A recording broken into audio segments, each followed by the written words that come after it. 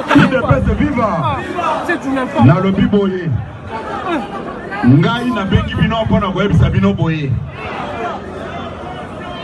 mokonzi abengaka nga mwana butete voilà lelo nayeba bandeko na ngai mpo nayebisa bango bango mpe bayebisa nga nakende koyebisa papa na biso eza boye te eza boye te yango toyokana malamu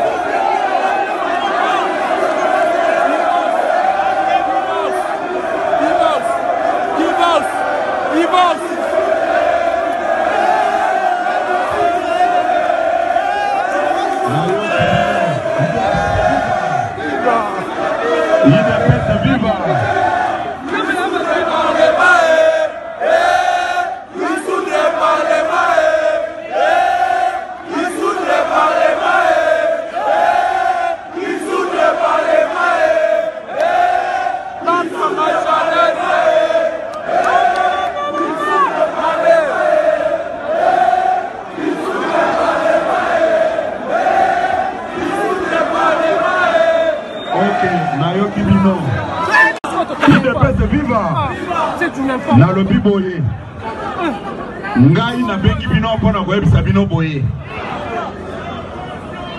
mokonzi abengaka nga mwana butete voilà lelo nayeba bandeko na ngai mpo nayebisa bango bango mpe bayebisa nga nakende koyebisa papa na biso eza boye te eza boye te yango toyokana malamu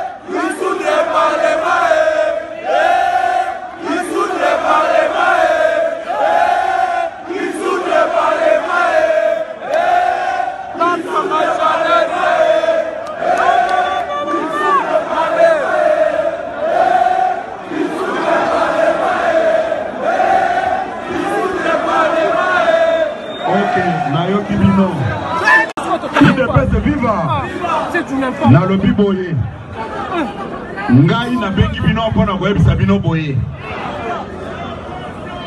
mokonzi abengaka nga mwana butete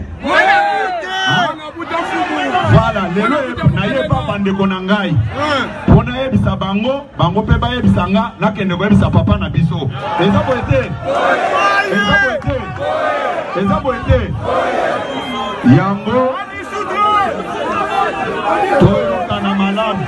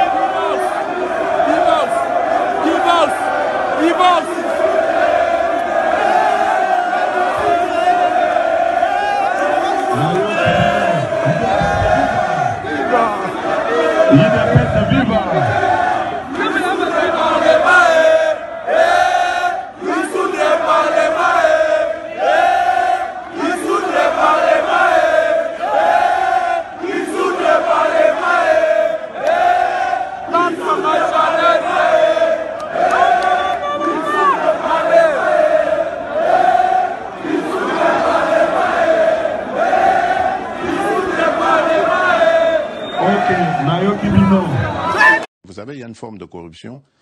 Par exemple, quand on reçoit au Congo des rétro-commissions d'une affaire, sous d'autres cieux, c'est illégal. Mais au Congo, c'est légal.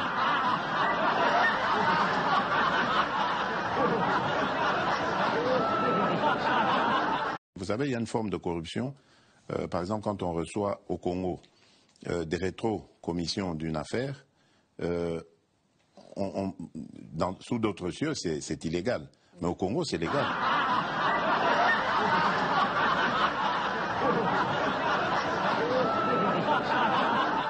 Et puis jamais fédéralisme na kata Congo. Ce qui fédéralisme bon, nga na ozoba arme. Na kota pendant finda. Nga pendant ce qui fédéralisme na kota finda avec arme. Na ko linga fédéralisme te. Le Congo sera un, restera un, indivisible. Indivisible, blague te. Parce que mon gars, mon Swahili, mon Congo, Tatabo, Moulouba, Tatabo. Mais pourquoi tu es au Kabwana? Ouais, ça va. Ça va.